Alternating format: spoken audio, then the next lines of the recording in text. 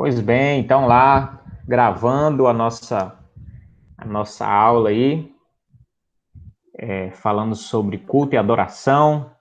Vamos gravar hoje as últimas duas aulas, aula 7 e 8. Na verdade, não é bem nem a aula, né? É uma atividade extra curricular aí, né? De debate, de comentários, de pergunta e resposta, de reforço ao que os irmãos têm visto na aula e têm visto em suas leituras, tá bom?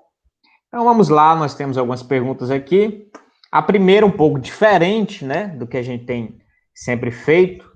Agora é um complete, né? Você completar aí com alguns adjetivos, tá? A pregação da palavra de Deus precisa ter proeminência na vida da igreja. É através da pregação que a congregação é três pontinhos. Quem responde? Começar pela Késia hoje, tá? Késia, tá por aí?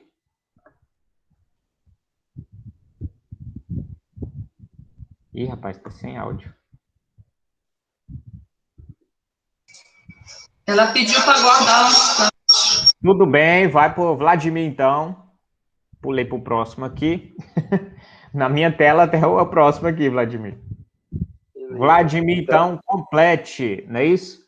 Exato, né? É através da pregação que a congregação é Alimentada, instruída, encorajada, confrontada em seus pecados, exortada, fortalecida e ensinada.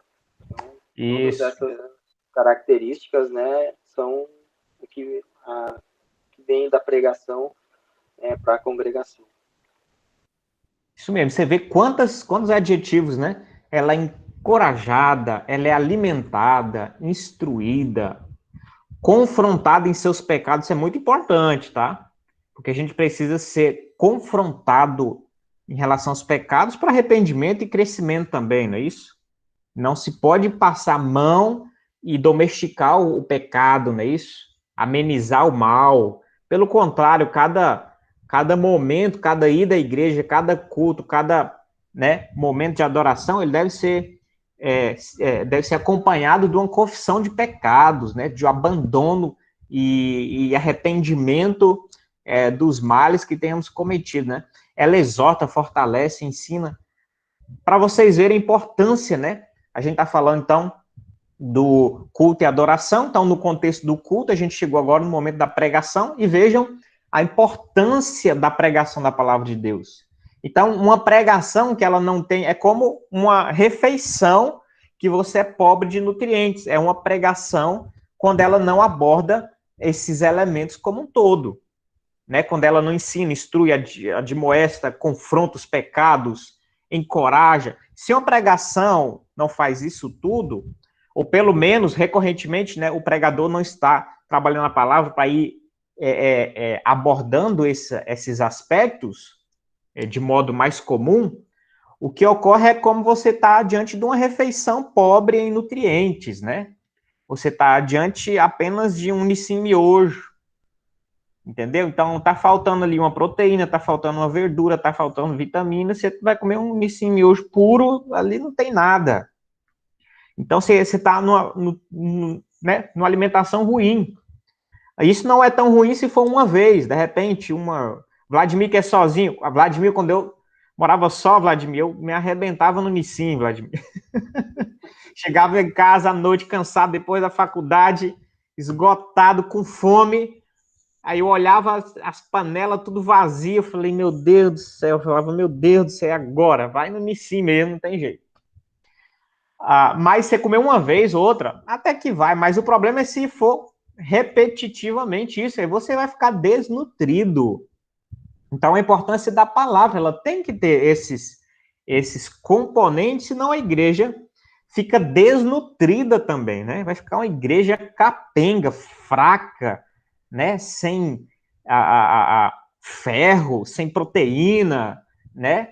E vai padecer por conta de falhas na pregação, vai ser abalada por qualquer vento de doutrina, os irmãos vão ser abalados em sua fé por qualquer coisa, vão estar cheios de dúvidas sempre. Sempre, é que nem um texto que diz que na Bíblia, sobre os falsos mestres, diz que sempre estão ensinando, e as pessoas sempre aprendendo, e nunca conseguem compreender de fato nada. Elas sempre estão ali, meio que patinando, mas nos momentos de dilema sempre estão com dúvidas e perdidas. Então, é fruto de uma pregação ruim, não é isso? Uma pregação deficitária, né? E assim sucessivamente.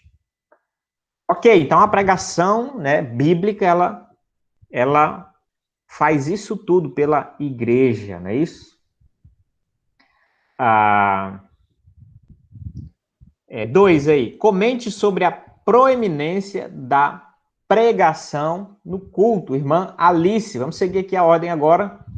A irmã Alice, comente sobre a proeminência da pregação no culto. A parte em que a pregação, né, tem ou não tem uma proeminência, uma primazia, uma preferência? O que a irmã acha e como a irmã pode comentar isso aí?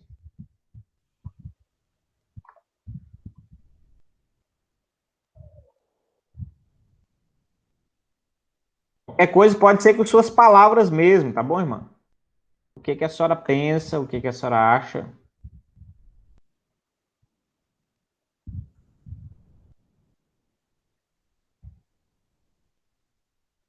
Tá mudo aí.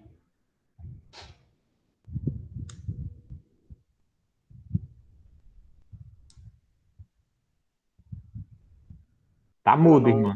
Acho que ela não percebeu que tá sem áudio. Tá sem áudio. Isso, abriu. Então, é porque diz que meu áudio tá dando ruim. eco. A senhora tá com 2 celulares aí? Como é que é? Computador? Não, tô com meu... Tem que ligar aqui. Tô com meu computador. Por que tá achando? Só um tem que ser só um, ou o celular ou só o computador, senão vai dar microfonia. Vou botar o fone, ver se melhora. Não, deu certo já. Já parou. Melhorou aí? Isso. Beleza. Então, aqui ele fala que a pregação da palavra de Deus precisa ter proeminência, né, na vida da igreja, e através da pregação que a congregação é alimentada, instruída, encorajada, confrontada em seus pecados, exortada, fortalecida e ensinada. Aí o senhor quer que eu diga com as minhas palavras, como... Já respondeu, né? Mas a senhora pode comentar mais se quiser. De fato, a palavra, né, tendo essa proeminência no culto, né? De proeminência que eu acho da seriedade da palavra, né, de Deus, né? Que seja sempre dentro da palavra de Deus, da Bíblia, né? E isso. Que nada saia fora da palavra, né? Porque tem pregador que começa a pregar a palavra e depois ele já se desvia para outro, sai se desviando e sai do texto, né? E do contexto, né? Então, e às vezes fala coisas que nem na Bíblia tem. Né? Lá na frente a gente vai ver que o pastor pede para que a gente sempre pegue a Bíblia ou mesmo o celular e acompanhe a palavra para ver até onde o pregador está dentro da palavra. Sim. Agora, eu vou fazer um exercício que vai ser semelhante ao que a gente fez quando eu estava trabalhando sobre igreja com vocês. Né? Eu acho que a gente falou de igreja em algum momento. Aí eu coloquei até no chão lá na igreja, né? Alguns elementos. E eu falei, a igreja pode existir sem isso? E fui tirando algumas coisas para ver se a gente fala sim ou não, a gente consegue ter uma clareza sobre essa questão de proeminência. Tá bom? Por exemplo, um culto a gente viu que tem, normalmente, né, os elementos do culto é palavra, louvor, oração, o que mais? Pode ter a ceia, não é isso? pode ter ofertório, pode ter um batismo, tudo isso é bíblico, tá? Então, já temos 6 elementos aqui. Agora eu vou perguntar para vocês, para a gente ver essa questão de proeminência. Proeminência não quer dizer que um elemento vai existir em detrimento do outro, mas quer dizer que ele é muito importante, sem o qual, de repente, não dá para você fazer o culto. Por exemplo, desses 6 elementos, a gente pode fazer um culto sem ter um batismo no culto? Sim. Pode. Então, o batismo é esse elemento que tem essa proeminência no culto, sem o qual não dá para se fazer o culto? Não, né? Você pode ter ou não ter o batismo. E você tem o culto do mesmo jeito com os outros elementos. Você pode ter um culto sem ceia? Sim. Sim, a gente tem vários, né? Claro que a gente celebra a ceia frequentemente, mas nem todo culto tem uma convenção, um bom senso. A Bíblia não ordena todos os cultos se praticar a ceia, então a ceia é um elemento importante, faz parte do culto, etc. Mas um culto pode existir sem ela. Pode existir um culto sem ofertório? Para algumas igrejas ia ser um absurdo, né? Não mexa nas ofertas, não mexa na hora da contribuição. Essa é que tem a proeminência, né? Essa tem que ter a proeminência. Essa tem que ser a primeira. Mas você pode ter um culto, e tanto é que às vezes a gente esquece, né, de lembrar os irmãos e de falar e de comentar. Na verdade, não precisa de um momento nem especial. Na verdade, você tem a liberdade de você ir lá e depositar o seu ofertório. Isso é uma tradição, a gente... Agora, irmãos, deposite as suas ofertas no gasofilácio. É só formalismo, mas não precisa nem falar. Mas você faz um culto quando você não leva uma oferta? Ou todo culto você oferta? Então, eu acredito que a oferta, a gente já participou de culto e já cultuou o Senhor sem que naquele culto específico ofertássemos. Fiz dinheiro, né, o que eu estou falando, valor financeiro, a gente oferta nossa vida, o nosso louvor, e é claro que isso não é em detrimento também da oferta, não quer dizer que você não deva ofertar, não. Quer dizer que é possível ter um culto sem oferta. Então, mais um elemento que, vamos pensar assim, todos eles são importantes, mas a gente está falando de proeminência, sem o qual não existe. Tá certo? Vamos continuar. Se já participaram de um culto que não teve oração, por exemplo, é meio estranho, né? É meio difícil. E o culto sem louvor, sem cantar? Eu já participei de culto e de momentos que não teve oração, que não teve cânticos, música. É possível você ter um culto e um momento especial, um culto, né, uma circunstância, vai fazer um culto fúnebre, um culto, um momento difícil, de luto. Às vezes não entra cântico. Né? Isso às vezes tem um cântico ali apropriado, mas em determinado momento o cântico também não é obrigatório. Você pode fazer um culto familiar, às vezes, sem cântico também. Você pode fazer o seu culto pessoal sem o cântico. Né? Mas nós estamos falando do culto público. Normalmente a gente entoa cânticos. Mas eu estou dizendo o seguinte, que de repente é possível passar sem. E você consegue fazer o culto. Imagina, você não tem cântico, mas você tem um irmão orando, você teve a pregação da palavra, teve, sei lá, a ministração da ceia, você teve outros elementos ali, você fez o culto, só não cantou. Tá certo? É possível, não é o ideal, mas é possível. Agora, aonde que eu quero chegar? Sem a palavra, é possível ter um culto sem a palavra? E a gente teve muita dificuldade na oração, porque a oração, o que a gente ora?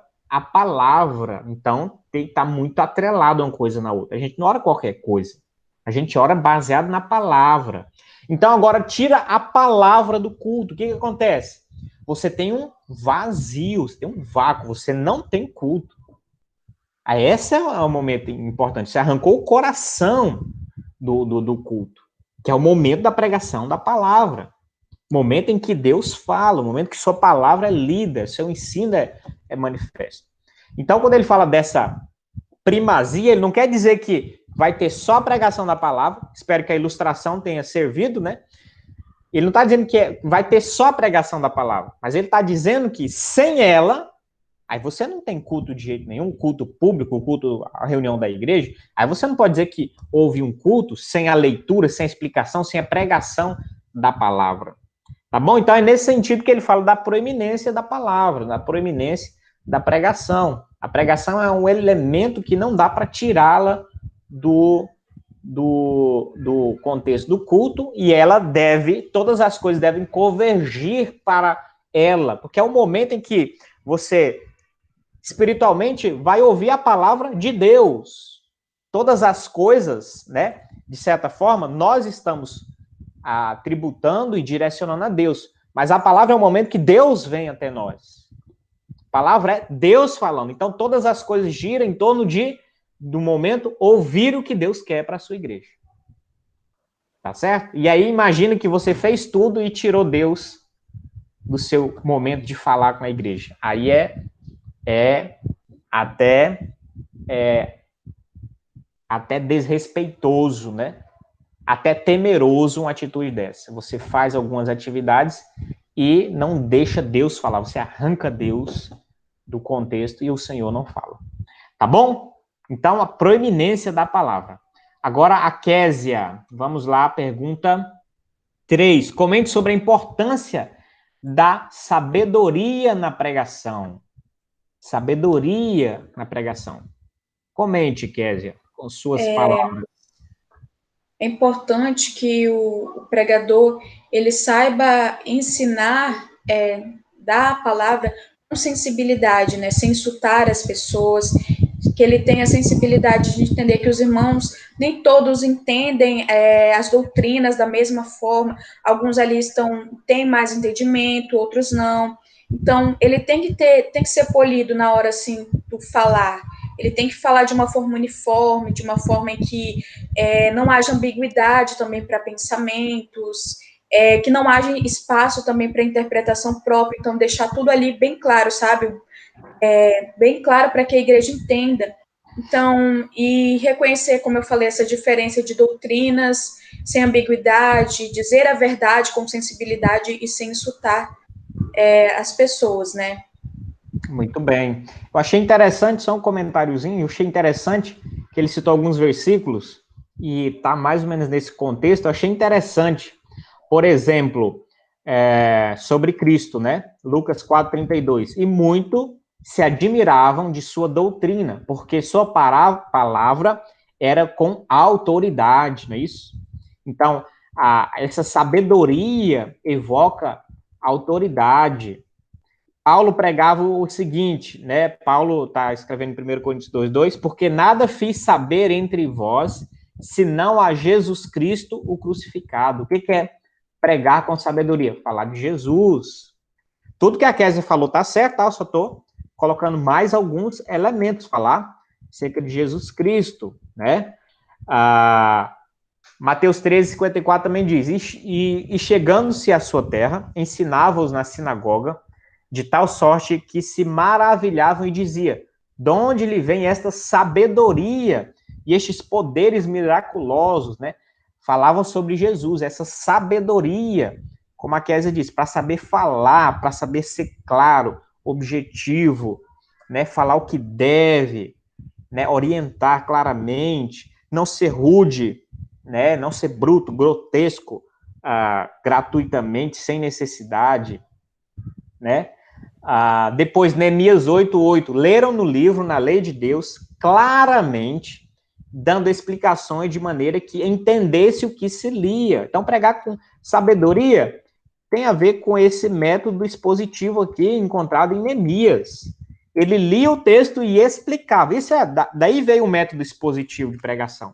Ele lia e explicava, né? Na verdade, primeiro ele leu um trecho bem grande das Escrituras, só isso já foi suficiente para impactar o povo, para constranger, para mexer com a nação, de modo que eles choravam e eles prantearam muito. E depois os levitas iam explicando ainda, ensinando, explicando. Daí surge o método expositivo. É pregar a palavra e explicar. Então, a sabedoria na pregação tem a ver com também explicar claramente, né? Como a Kézia falou, né? Comentário que diz Spurgeon: Cristo pregou corajosamente, não havia nada de covarde em nosso Salvador. Ele não se evadia de certos assuntos e nem fazia uso de linguagem agradável para ganhar ninguém. Nota, ele não fazia uso de linguagem agradável para bajular, mas também ele não era grosso gratuitamente, tá bom? Então ele não fazia essa linguagem agradável para bajular as pessoas. Ele nunca esteve ansioso para lapidar o diamante do evangelho para que agradasse ao gosto da época. Ele foi bravo como um leão, embora gentil como um cordeiro. Olha, isso é difícil. Como ser bravo como um leão e gentil como um cordeiro? Imagine isso. Como que faz isso, Vladimir? Ser bravo como um leão e gentil como um cordeiro, né? Né, irmã Alice? Como é que a gente é bravo como um leão e gentil como um cordeiro? Né, Kézia? Kézia tá grávida, um poço de hormônio. Não sei se ela tá sendo gentil como cordeiro, hein, nesses dias. Acho que deve estar mais para bravo como um leão. Mas como ter essas duas coisas, né? Jesus tinha incisivo como bisturi de um cirurgião, embora cuidados como a mão de uma mãe, né? Embora cuidadoso como a mão de uma mãe. Como ele repreendia os pecados de seus ouvintes. Ele nunca se amedrontou diante de seus ouvintes, nem mesmo quando pegavam em pedras para atirar nele. Então, veja como Jesus, né? Preciso como um bisturi de cirurgião, mas ao mesmo tempo com a mão, né, cuidadosa como de uma mãe. Então, sempre essas duas figuras, o leão e o cordeiro, o bisturi, mas a precisão e o cuidado da mãe, né? Então, isso é a sabedoria na pregação, né? Precisa ter isso tudo para, de fato, edificar a igreja e as ovelhas e não as destruírem. Tá certo? 4 aí, pergunta 4. Comente sobre a importância das aplicações da pregação à igreja. Comente sobre a importância das aplicações da pregação à igreja. Agora é o Vladimir, não é isso, Vladimir? Vai lá, Vladimir, comente. Então, essa a importância da aplicação é muito grande, né? Porque é através das aplicações, né, que a igreja vai saber como utilizar a palavra de Deus na sua vida, né? Então, uma coisa é você explicar o conceito, né, da doutrina, da palavra, e outra coisa é você ensinar como utilizar esse conceito de forma prática na vida da igreja, né, como individualmente, tanto individualmente quanto coletivamente. Então, a aplicação, ela é o que vai fazer dar resultado, né, na vida do crente e na vida da igreja. Isso. Muito bem. É preciso aplicar, né? É preciso aplicar a palavra, né? O método expositivo é bem simples. É pregar, que na verdade, é ler o texto, explicar o texto e aplicar o texto. Simples o processo, né? Mas é claro que tem lá seus cuidados, deve ter, né, todo o seu estudo e seu planejamento. Mas, basicamente, a palavra tem que trabalhar isso no culto. Tem que ler-se a palavra, tem que se explicar bem o que a palavra diz, que é a interpretação, e depois tem que se fazer uma aplicação.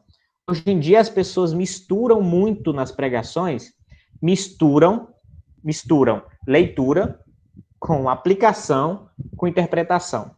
E faz um bolo que, às vezes, você não sabe, né? A pessoa abre lá, olha aqui, Elias fez um milagre aqui, mandou a viúva, foi Elias ou Eliseu, que mandou a viúva pegar as vasilhas vazias lá, para encher de óleo, foi Elias ou Eliseu, sempre confundo, porque o nome é parecido dos dois, né? Mas tem um milagre lá que o profeta fala para a mulher pegar um monte de vasilha vazia, né?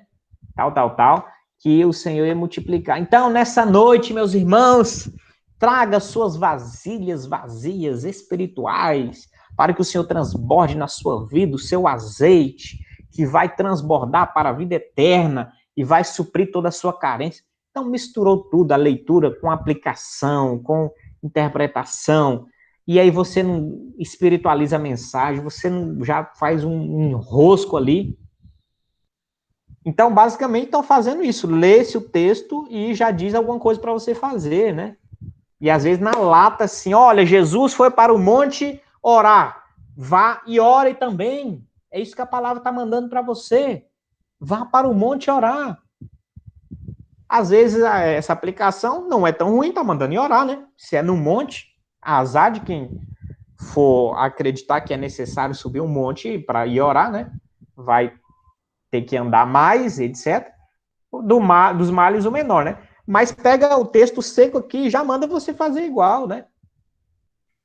Então é perigo isso, é perigoso isso, porque nem tudo que está aqui é orientado diretamente para você ir fazer, né?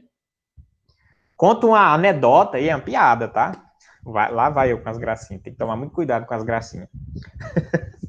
Mas diz que um irmão sempre consultava a Deus assim, fechava o olho, Senhor, fala com teu servo, e ele percorria a Bíblia e colocava o dedo onde eu parar o meu dedo no versículo tal, o Senhor me traz uma palavra. Então já está tudo errado, né? Porque você já está indo no texto e você já quer uma aplicação direta no seu dedo. Então, vamos lá, fala comigo, Senhor. Pá! Aí diz que o texto diz assim, e foi e se enforcou. Aí, meu Deus do céu, o Senhor está falando isso para mim, meu Deus, não pode. Eu sei que a situação está difícil, mas ir se enforcar? Não, Senhor, não pode ser isso. Confirma, Senhor, confirma o que o Senhor quer de fato, né? E foi e se enforcou. Não, é demais para mim. Então, vou abrir aqui, o Senhor fala no versículo tal. Aí abriu lá e estava escrito, vai tu e fazes o mesmo. Então, complicado, né? É complicado você pegar direto no texto e querer uma aplicação direta que você tem que passar por um paralelo, né, de situações para ver se o texto está mandando você fazer isso mesmo. Né, você abre um texto de Gideão foi lá, juntou 300 homens, foi guerrear. Deus não está mandando hoje, eu ou você ou qualquer pessoa ir lá juntar 300 pessoas para o nosso projeto. O Senhor está mandando, porque eu tenho isso em mente, então eu preciso de 300 pessoas, e eu vou conversar essas pessoas do meu sonho, meu ideal, e a gente vai trabalhar, e vai vencer, e vai... Não está mandando você fazer isso, né? Piorou nos cultos amalucados que a gente vê por aí, que aí junta-se os 300 de Gideão para passar a mão na sua cabeça e ungir, porque aí você vai ser próspero, vai ser abençoado, porque os 300 de Gideão, né, te ungiram, e não sei, então os negócios meio doidos, né? Mas voltando aqui para o que o Vladimir falou. Então, as aplicações são importantes, né? Elas, de fato, vão fazer essa espécie de transição. A Bíblia foi escrita, o texto mais novo foi escrito há quase 2.000 anos atrás. O texto mais antigo data aí de pelo menos 3.500 anos atrás, 3.600 anos atrás. É muito tempo, meus irmãos. Não dá para a gente pegar direto e pum, aqui, para hoje, para o que eu vou fazer hoje. Diretão assim, tá bom? Então tem que passar por uma aplicação coerente, correta. Isso é perigoso, porque é nessa parte que aí o pastor tem que ficar atento, o pregador tem que ficar atento. Porque é a parte que ele fala, vamos dizer assim, no sentido de aconselhamento, o que você deve fazer da sua vida. Então, isso é muito importante, porque ele está falando como representante de Deus. E se ele estiver falando alguma coisa errada? Se ele estiver mandando você praticar alguma coisa errada? Então, aí está também a sua avaliação, a sua crítica, para ver se é bíblico essa aplicação. Se ele mandar, vai tu e fazes o mesmo. E aí, o que você faz? Entendeu? Então depende, a aplicação dele é errada, né? Lê um texto lá, irmão, agora vocês viram essa oferta aqui da viúva, ela ofertou tudo que tinha.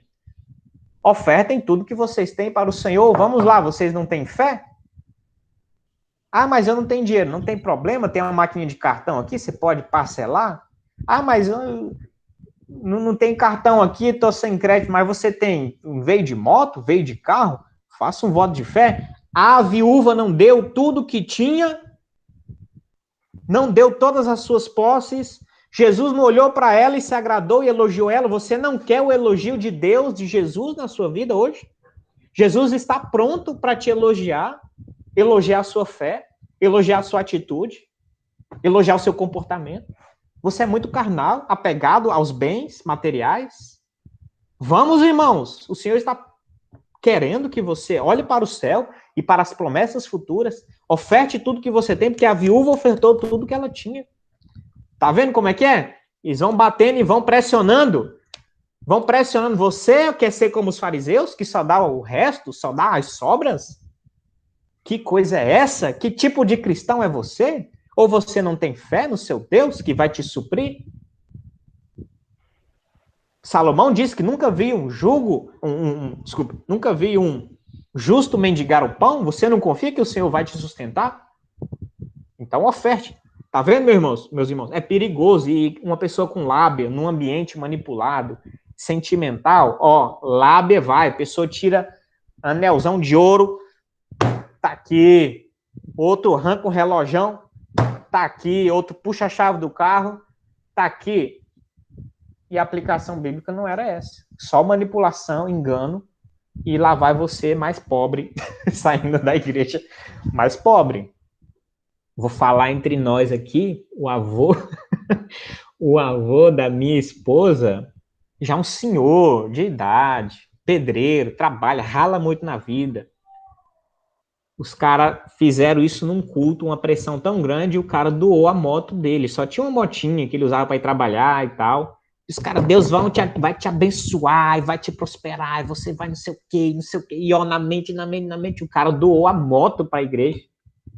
Tá de bicicleta até hoje. Tá de bicicleta até hoje, meu. Eu rio, mas assim, não era nem para rir. Isso é uma tragédia, né? Assim, na família, perto de nós, meus irmãos. Perto. A gente ainda orienta, toma cuidado, não faz coisa sem pensar. Entendeu? Então, aplicação é isso, é importante. Se o pastor não souber aplicar direito, ele pode conduzir as ovelhas para o precipício. Ou tá conduzindo as ovelhas só para tosquear a lã delas, tá? Tá conduzindo lá para o caminhozinho que vai passar para tosquear a lã das ovelhas todinho. Importante essa aplicação, tá?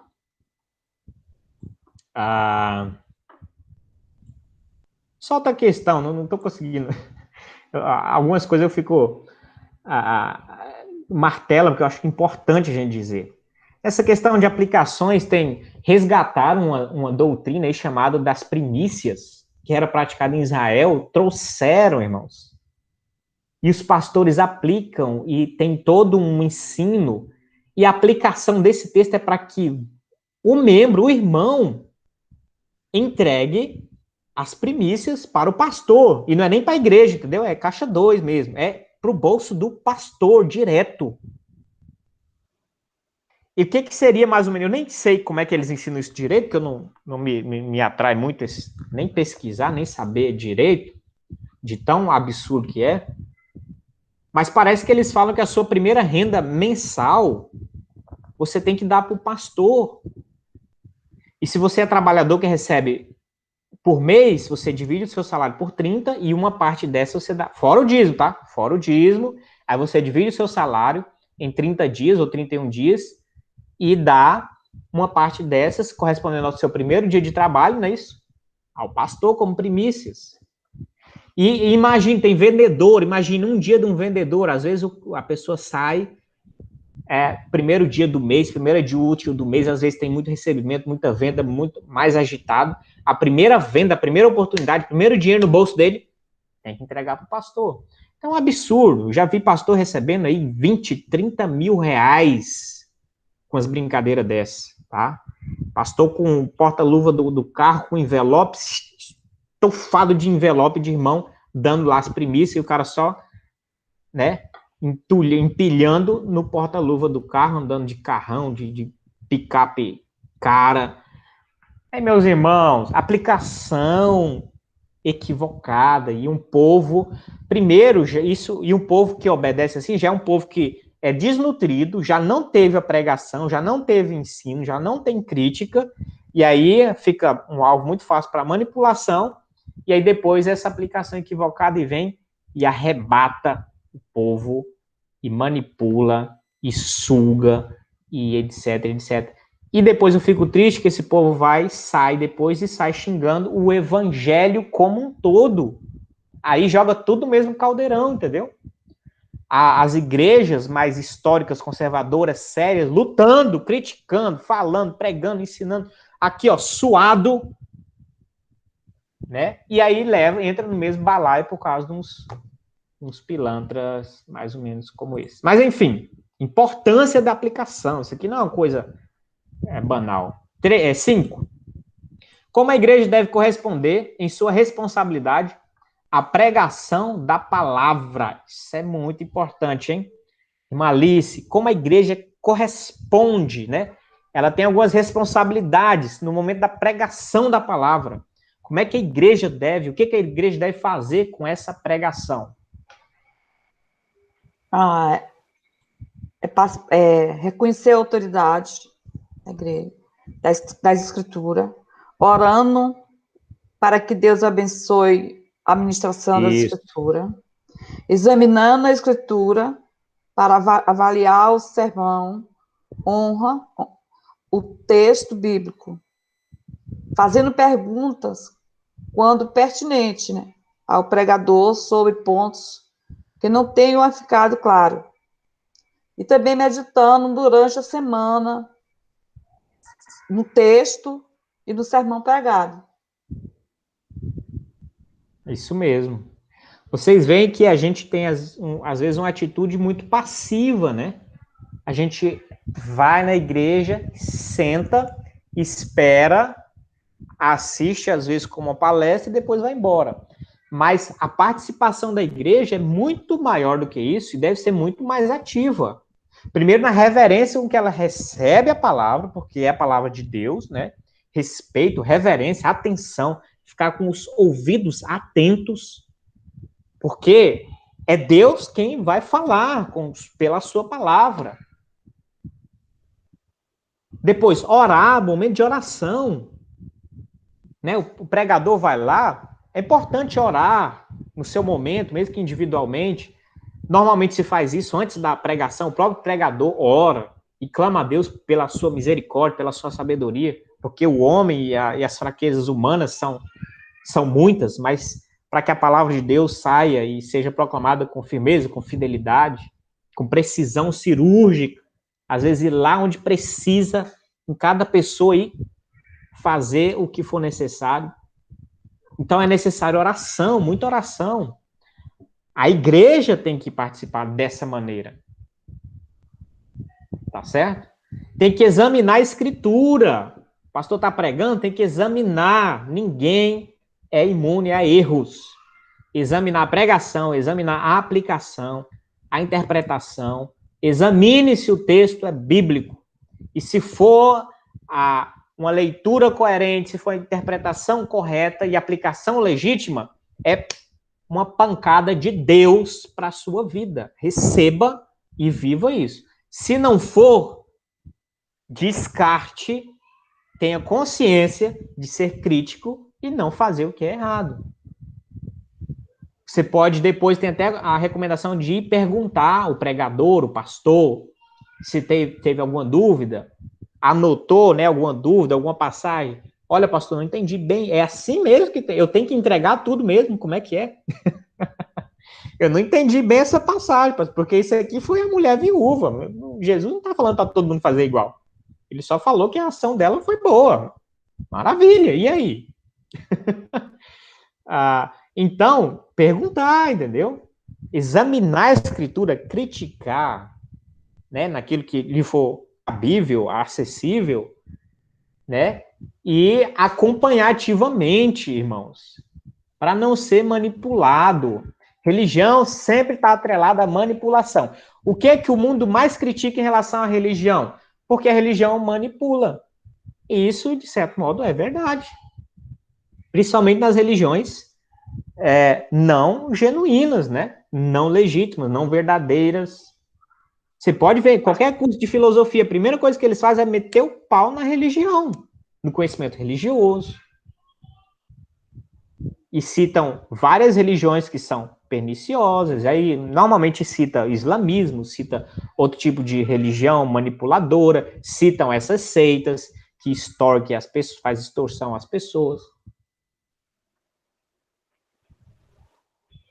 Que manipula o pensamento, o jeito de ser, de agir, de pensar, de falar, de vestir, de se comportar. Então, eles têm um prato cheio diante disso.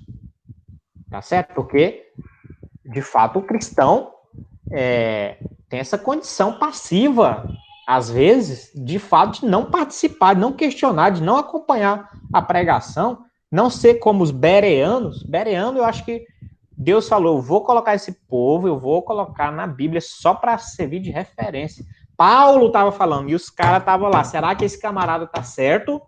Vamos olhar aqui, vamos conferir se essa pessoa, se esse pregador está falando acerca das escrituras mesmo, ou se é uma vã filosofia. Tá certo? E meditar e aplicar durante a semana, a gente não pode jogar fora. A irmã Alice, então, comentou todos os pontos certinho.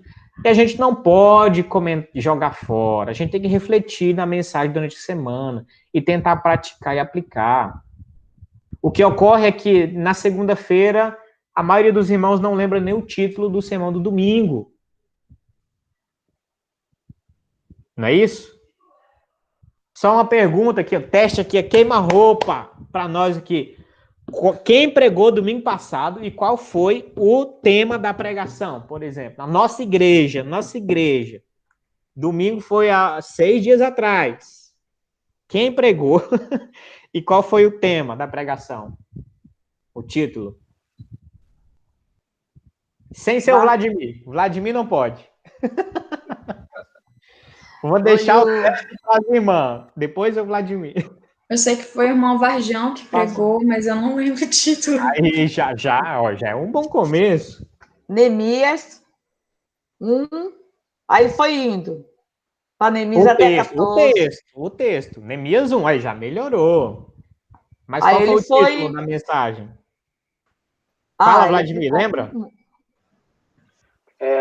Ele falou sobre o início ali de Neemias ali na construção ali do retorno da Babilônia, o início ali do país, né, da construção do país ali. Isso. O exemplo de Neemias.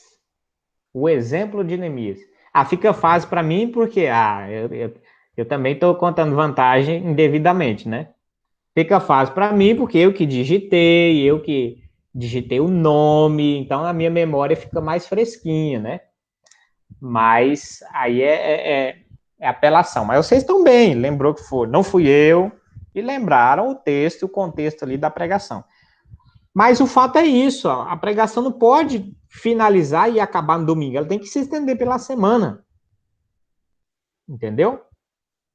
Quais das aplicações dele a gente tentou fazer durante a semana? Ele falou sobre cuidado com acordos políticos, posições, né, que o cristão deve ter. Falou sobre ajudar o próximo, se importar com o outro. Neemias teve esse olhar, né? Viu o povo padecendo e se pôs ali para tentar auxiliar. Então, essas aplicações eram para durante a semana a gente estar remoendo mais ela e tentar viver e aplicar. Eu apliquei isso na minha semana? Eu, particularmente, não. De fato, a gente tem até pouca oportunidade também. Trancafiado dentro das casas, né? Sem sair para lugar nenhum. No máximo, eu vou dar um WhatsApp de bom dia, meu irmão, eu estou considerando muito sua vida. Mas tá difícil. Mas a ideia é que a gente aplique, né, a palavra de Deus durante a semana. Mude nossos hábitos. Se a pregação fala para não mentir e aborda um pecado específico, eu vou procurar naquela semana, se eu tenho aquele pecado, foi para mim a mensagem, não foi para o outro irmão, foi para mim, eu vou procurar mudar. A gente cresceria muito mais, irmão. A gente fica 30 anos na igreja e às vezes não cresce muito porque a gente não ouve e não pratica. entra pelo ouvido no domingo e na segunda, às vezes, escapa. Então, é isso que esse ponto está abordando, né? A responsabilidade da igreja em relação à pregação. Amém? Aula 8, agora estamos caminhando para o final. Me perdi aqui, quem é que responde agora é a Késia, não é isso? A aula 8, Késia, primeira pergunta. A linguagem confessional apresenta as ordenanças, batismo e ceia como um sinal, um símbolo. O que isso significa? Isso representa algo maior da realidade espiritual que faz parte da vida do cristão que foi ordenado pelo próprio Cristo. Então, é algo que é transcendente, algo mais elevado e algo fora de si mesmo. Isso. É isso. Isso mesmo. Você lembra da aula que, acho que foi o primeiro módulo, que o Franklin Ferreira explicou sobre um símbolo, que ele falou até daquela cerâmica e tal. E o que significava o símbolo lá? Vocês lembram? Como é que ele explicou? Nessa aula também ele comentou, né? O que significava esse símbolo? Algo como um pacto, uma aliança, porque aí ele dá o exemplo de quando as pessoas iam para a guerra e aí eles quebravam o vaso e aí uma parte, o mensageiro ficava com uma parte e alguém ficava com outra parte, não me lembro quem, e aí para ter certeza de que aquela mensagem vinha, que era uma mensagem verídica, eles juntavam aquelas duas peças e se realmente tivesse encaixado, eles viam que não era o povo inimigo, mas que era alguém realmente trazendo a mensagem, que era algo verdadeiro, é algo sincero. Isso. Então é isso, o símbolo, ele quer trazer essa identificação. Na verdade, ali o símbolo traz essa autenticidade, essa identificação de que nós somos povo de Deus, né? Que é verdadeiro ali, uma coisa encaixa com a outra, é verdadeiro, você consegue, né, ter essa identificação. Então, quando você fala das ordenanças, né, da linguagem confessional, não é isso? Ordenança, batismo e ceia, você está falando de um símbolo, né, isso que identifica o povo de Deus. Quem é que toma a ceia e quem é que passou pelo batismo? O povo de Deus. Pelo menos no sentido legítimo da palavra, né? Ser batizado verdadeiramente e tomar a ceia verdadeira de Cristo. Quem é que foi ministrado dessa maneira? O povo de Deus. Então é um distintivo. Qual é um distintivo entre você e uma pessoa do mundo? Dentre outras coisas, você participa das ordenanças de Cristo, do batismo e da ceia. O seu amigo lá no mundo não participa. Estão entendendo? Então, isso é um símbolo de fé. Isso é uma atestadora ali de legitimidade filial, autenticador do povo de Deus. Tem esse sentido também, tá bom? No contexto confessional, pactual e simbológico, não é isso? O símbolo da ceia, das ordenanças como um todo. Esse símbolo, então, de pertencimento. Interessante que os reformadores tinham uma pergunta: o que é uma igreja verdadeira?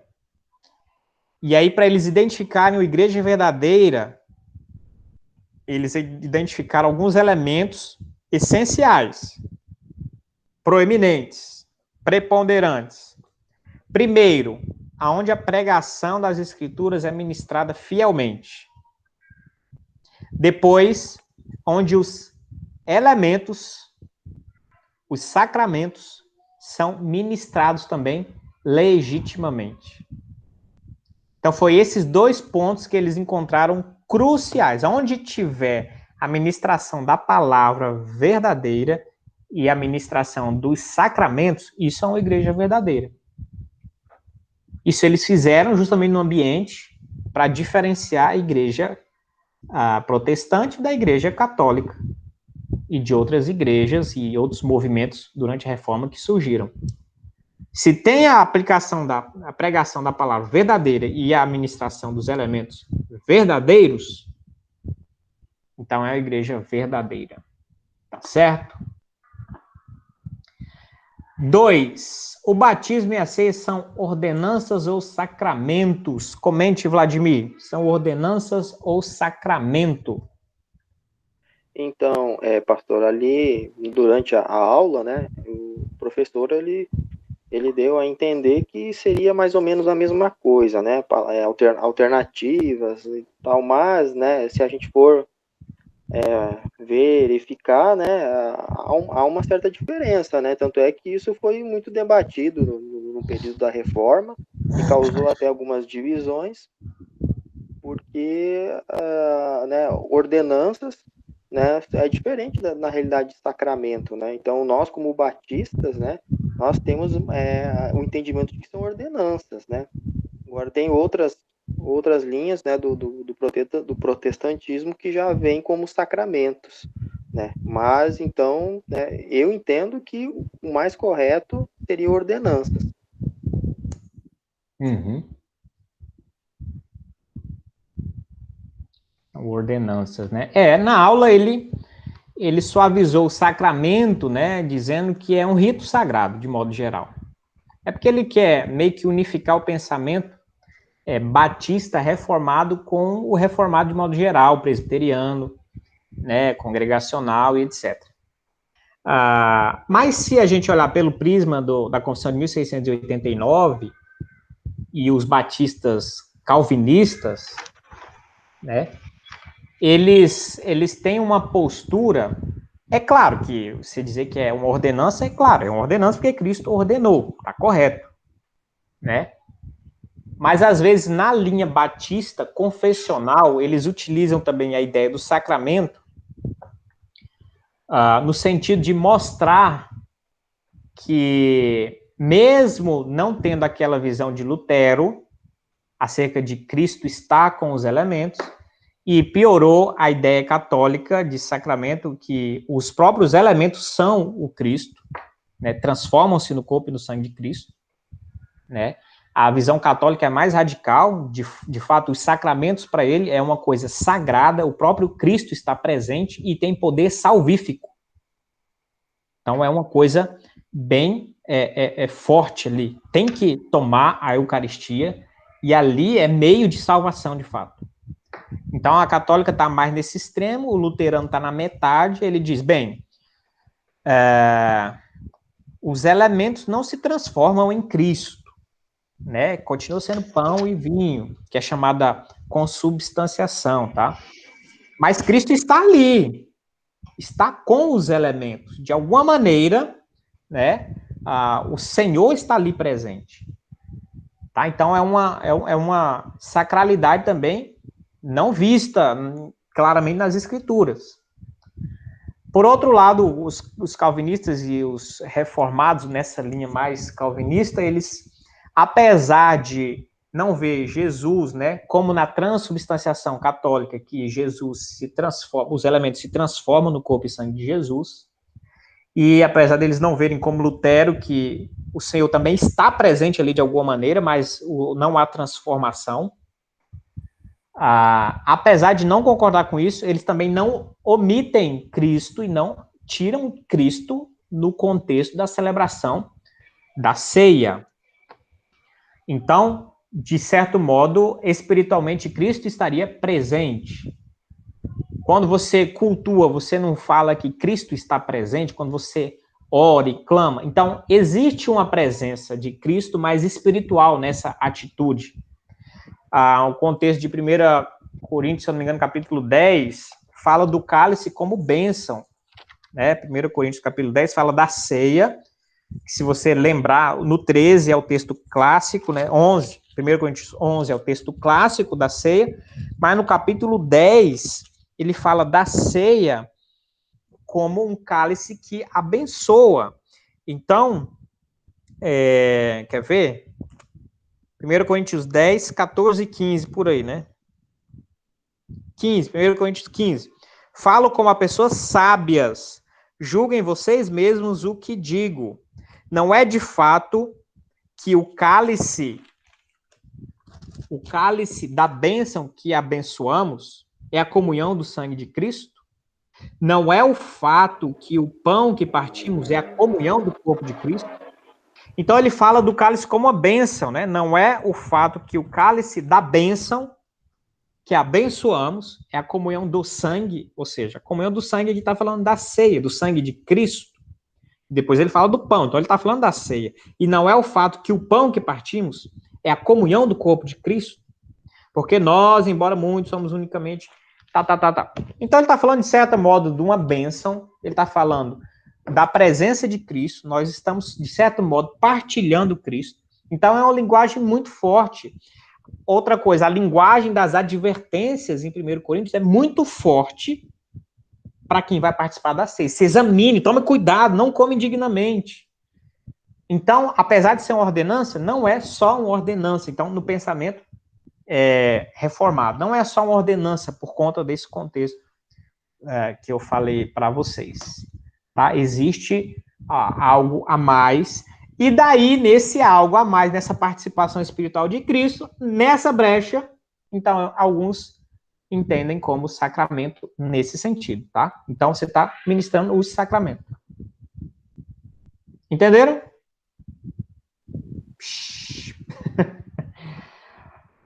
Mas é basicamente essa perspectiva, tá? Mas os batistas, né? Os batistas têm uma linguagem muito comum de falar de ordenança, não tem problema nenhum. Isso são alguns detalhes técnicos, tá? E é claro que esses detalhes faz você mudar um pouquinho como você enxerga também a prática, né? E a ministração do elemento. Mas são alguns detalhes, né? O que é o batismo? Irmã Alice, questão aí de discipulado, hein, irmã Alice? O que é batismo?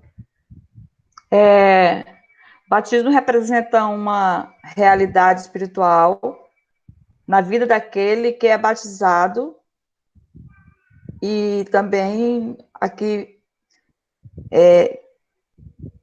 na confissão de fé daquele que é batizado, sendo o primeiro ato de obediência daquele que confessa Jesus Cristo como seu Senhor. Isso. E em suas palavras agora, o que a senhora falaria? Se uma pessoa chega, um amigo chega e fala assim, irmã Alice, o que é batismo mesmo? Na sua igreja eles batizam a pessoa. O que é um batismo? O que você falaria para um amigo? O batismo é um complemento da minha fé, né? Primeiro é o milagre da minha salvação, né? E o batismo é um complemento. Isso. E aí, alguém quer comentar alguma coisa? Kézia, quer comentar? Pode ser. Pode eu vejo ser. o batismo... Não, você falou meio triste agora, hein? Pode ser. Fazer o quê, né?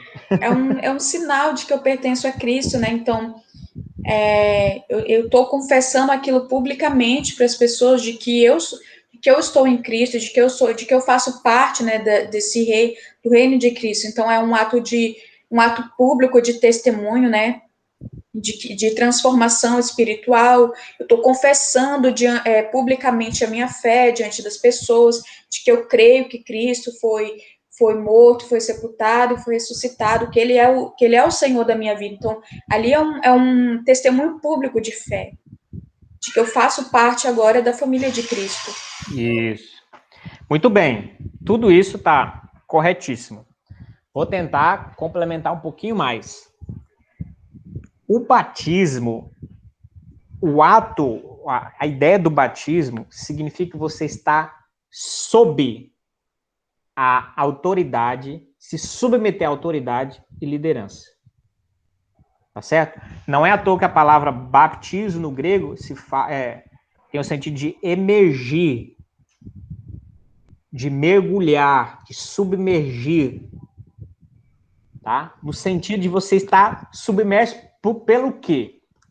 Né? E você mergulhou em quê? O que significa isso? Se você mergulhou, você está por baixo, tem alguma coisa por cima. Paulo fala que os israelitas foram batizados em Moisés quando passaram pelo Mar Vermelho. O que significa aquilo? Ué, mas não tem que ser batizado em Cristo? Moisés representava o mediador ali. Foram batizados em Moisés no sentido de estar sob a liderança e a mediação de Moisés, da lei naquele momento. Estão entendendo? Então, o batismo para nós, ele mostra a nossa submissão e nós estarmos debaixo de uma autoridade agora. Quando você faz isso publicamente, você está mostrando para todo mundo que agora você está submergindo, mergulhando na autoridade, está sob a autoridade agora de Cristo. Entenderam essa ilustração? Bem legal, né? Tem outras coisas que mostram. Nos identifica com Cristo, na sua morte, ressurreição. Não é isso? É um testemunho público inicial da fé, né? Um ato inicial da sua fé, confissão de fé pública. É uma representatividade daquela lavar regenerador espiritual que aconteceu na sua alma. Agora você se banha o corpo para mostrar também essa limpeza espiritual. Esses vários e ricos simbolismos. Mas eu acredito que a ideia é mostrar para todos que agora você está debaixo dessa autoridade de Cristo, debaixo do Senhor. Submergiu em Cristo, mergulhou no Senhor. Aí você foi batizado em Cristo. E esse batismo em Cristo, Cristo te mergulhou, não no seu mar, não no seu rio, mas no seu corpo. Você foi mergulhado no corpo de Cristo. Certo? Vamos lá, vamos avançar. Qual é a forma correta? Eita, esse aqui tem séculos de disputa. Qual a forma correta? E eu pus uma pimentinha ainda, fui bem incisivo ali, né? Tipo assim, colocando ali na fogueira, não para ficar em cima do muro, né? Qual a forma correta de batismo? A vez agora é da Késia, né? Volta para Késia. Qual a forma correta de batismo? Existem 3 tipos de batismo que você faz, que as igrejas geralmente fazem, que é por imersão, efusão e aspersão. Contudo, na Bíblia, quando você vai ver o significado original da palavra batismo, ela é evidenciada na Bíblia como uma imersão nas águas. E nós podemos ver também na Bíblia, a igreja primitiva, esse batismo era por imersão. Também fala na Bíblia sobre o batismo de João, quando Jesus vai batizar Jesus, Jesus é imerso nas águas. Então, eu também, eu sei que para muitos pode parecer um ponto bem besta, mas se na Bíblia já está tão claro ali que o batismo é por imersão, por que fazer de outras formas, né? Ali já está tão claro, então eu acredito que a forma correta de administrar o batismo é por imersão. Vou dar um agora de advogado dos nossos amigos presbiterianos. Não é tão claro assim. Por exemplo, o fato de Jesus ter sido batizado no Jordão, a questão da aplicação, não está aplicando e falando que o batismo tem que ser daquele jeito. O batismo de Cristo foi daquele jeito, entendeu? Então, só agora contrabalancear. Não é tão fácil assim. Por exemplo, Pedro pregou e 44 mil pessoas foram convertidas e batizadas, não é isso? A pergunta é, aonde é que batizaram aquele tanto de gente? E pelo que... Tinha os tanques de batismo lá na própria Jerusalém, lá, dos rituais de purificação dos próprios judeus. Olha, Vladimir tá... 4 mil pessoas, né? Vladimir, 4 mil pessoas. Não, mas não precisa ser tudo ao mesmo tempo. Faz uma escalinha ali, revezando. Faz uma escalinha, né? A gente vai mergulhando de um por um. Outra coisa, tem textos que mencionam batismo em que o pregador ia até a família e pregava e batizava a família inteira. E você não tem menção de rio, de água profunda e de caixa d'água, de nada do tipo. Como que ele efetuava? Agora não tenho os textos em mente, que eu estou assim, meio na queima-roupa, só provocando vocês. Temos também um outro exemplo, que é quando o Felipe quando ele entra lá na carruagem com o eunuco? Não, eunuco. E aí ele vê a água, então você vê que ali tem um lugar onde dá para você entrar. Ele fala, o que me impede de ser batizado? Então você vê que ali também foi por imersão, não foi? Quer dizer, a gente aí já é uma suposição, supõe, né? Se ele tiver chegado lá e só molhar na cabeça dele. Mas para mim sempre eu tem acho água que ali, e vamos lá, o que você acha? Vamos, chegou lá, chegou perto, ele pegou um caneco e jogou água na cabeça. E aí? É claro que tudo está indicando que não foi isso, foi imersão mesmo, né, nesse texto aí. Mas é o que eu falei, o texto, né, não está sendo uma normativa, ele está sendo narrativa. Beleza, a Felipe falou, olha, tem água ali, o que impede? Beleza, vamos lá, vamos batizar Jesus, vamos batizar, certo.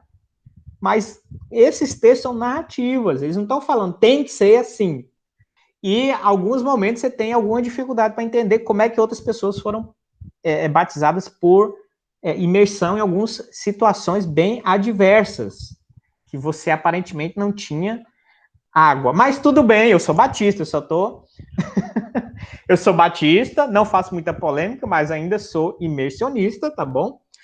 E só que é só para jogar uma lenha na fogueira, não é tão simples, tá? Se vocês pegarem alguns manuais, alguns batistas, né, ou presbiterianos, desculpa, eles vão defender o batismo por aspersão, e eles vão buscar e vão ter muito argumento bíblico baseado nisso que eu falei, tá? Eles só vão aperfeiçoar e aprofundar mais, mas eles vão colocar em xeque algumas coisas, algumas situações que você não tem como batizar por imersão, e fala-se de batismo, por exemplo. Certo? Mas eu já vi não cheguei a ler, mas eu vi um cara fez um estudo muito interessante sobre o batismo judaico e essa possível transição para o batismo cristão por aspersão, porque o batismo judaico era por aspersão. Já existia um batismo judaico, tá? Mas também cai um pouco numa parte exegética muito tênue ali, muito limítrofe, muito especulativa, de certo modo, tá? Mas para o nosso viés prático, né, não é para tanto, né? E ninguém vai morrer por causa disso, tá? Agora, o que eu entendo que é o principal no batismo não é a quantidade de água, mas sim como ele é praticado, né? O ministro autêntico, em nome do Pai, do Filho e do Espírito Santo, e o batizando, ser uma pessoa consciente da sua fé de fato. Esses elementos. Agora, quanto de água, se foi muito, se foi pouco, né? Tem uma piada, hoje é o dia da piada, vou contar uma para distrair vocês estão com sono. Esse foi Augusto Nicodemos, então, a piada, né, com respaldo de um reverendo. Diz o Augusto Nicodemos que estava discutindo com um batista, né, questão do batismo. Aí ele perguntou assim, tá bom, vamos lá. Vocês criticam a gente que a gente só molha a cabeça, só faz uma aspersão ali na cabeça, tal, mas vamos lá. Então, imagine que está aqui a pessoa e vocês vão batizar ela. Se ela entrar no rio, ou na água, na piscina, no tanque, com água só até os pés, já batizou? Foi considerado batismo? Aí o batista, claro que não. É imersão. Claro que não. Só molhar os pés não é batismo. Tá, mas se a água vier até o joelho, é batismo? Aí o batista, claro que não. Tem que ser imersão. E se a água vier até a cintura? Não é batismo ainda. E até a região do ombro? Não, ainda não é batismo. Tem que haver imersão completa. E se vier até a região dos olhos a água? Não é batismo. Se vier até a testa, aqui na sobrancelha? Não é batismo. Se vier até aqui, falta só o cucuruco em cima, é batismo? Não é batismo. Não foi imersão, não é o batismo. Ah, então até aqui não é batismo. Mas se molhar daqui para cima é o batismo? Aí o batista falou, aí houve a imersão. Aí o Nicodemos falou, então, a gente resume, a gente só molha aqui e pronto. A gente só molha aqui e pronto. Se a questão até aqui não é batismo, então a gente só molha aqui. Foi isso que a gente fez. Claro que é uma brincadeira, né? Mas essa discussão de quanta água vai no batismo, às vezes é muita especulação, né? Eu acredito que o modo de batizar, né? Em nome do Pai, do Filho e do Espírito Santo, o ministro e o batizando, tendo essa consciência adequada, né? Esse batismo, né? É claro, tem que usar a água, mas não vamos discutir quanta água tem que ser usada. Mas, como a gente tem um padrão, tem uma tradição, nós fazemos pela imersão. Então, tem que vir água, a água tem que passar daqui e molhar o cucuruco inteiro. Aí foi batismo, entendeu? Tá bom? Vocês entenderam a piada, né? Vocês entenderam. Então, se até aqui não batizou, é porque é desnecessária essa água inteira, né? Então, só aqui, então tá bom, tá valendo. Vamos lá. 5. Quem é o sujeito do batismo? Agora é o Vladimir, é? Me perdi. Vladimir, quem é o sujeito do batismo? Quem que pode se batizar? Quem que é o candidato ao batismo? Então, o batismo, ele é indicado, né? Ele é ordenado para aquele que é convertido, né? Aquele que aceita a mensagem do evangelho, aquele que se arrepende dos seus pecados e confessa, né, a Jesus Cristo como seu único e suficiente Salvador. Então, o batismo é para essa pessoa, né? Então, e além disso tudo, né, o batizando, né, o que vai se batizar também é um sinal de obediência, né? Porque como Cristo ordenou, então é necessário, né, passar pelo batismo. Todo aquele que é convertido e que aceita Jesus como seu único e suficiente Salvador. Muito bem. Vou fazer agora a vez do advogado também dos nossos colegas. Essa sua resposta foi bem batista, graças a Deus. Batista é assim mesmo. Quem é que é batizado? Aquele que crê. Mas os nossos irmãos presbiterianos batizam crianças. E aí, na sua visão, Vladimir, por que seria errado batizar crianças? Então, partindo do princípio, né, do nosso credo batismo, né, que a criança ela não tem consciência, então ela não tem como aceitar Jesus, ela ainda não tem esse entendimento intelectual suficiente para conhecer a mensagem do Evangelho, para entender a situação, né, do pecado que ela carrega e não tem como se arrepender. Então, não tem como batizar a criança a partir, né, desse nosso conceito credo batista. Claro que os presbiterianos eles vêm com aquela visão aliancista, né, que é uma continuidade do Antigo Testamento, né, que é uma substituição lá daquele rito da criança no judaísmo, né, que tira a pele do prepúcio, circuncisão, né? a circuncisão, tudo, né, mas, né, eu acho que não é algo, não é um argumento que me convença teologicamente. Muito bem, Vladimir, muito bem. Mas como eu falei acerca do como eu falei do batismo, né? A forma que não é tão clara, apesar de a gente ter, vamos dizer que ele tem um pouquinho mais, tende um pouquinho mais para a imersão, né? A gente não tem assim uma coisa tão definida. Quem é esse sujeito também não é tão claro. É claro para os batistas que têm essa convicção de que é pela fé, né? Mas a gente tem que responder algumas situações difíceis também. Paulo fala para o carcereiro, crê no Senhor Jesus e será salvo tu e tua casa. Ele foi, pregou e batizou a família inteira. Há várias menções de batismo da família inteira. E também não é um argumento também tão forte, porque não é objetivo, mas possivelmente havia criança nessas famílias. E quando se fala de batismo da família inteira, é possível que esteja se falando que a família inteira foi batizada, inclusive crianças. Aliado aos argumentos, né, da teologia aliancista, né, existem esses argumentos, né, tem um texto no Novo Testamento que Paulo diz assim, que a promessa é dada para vós e para vossos filhos.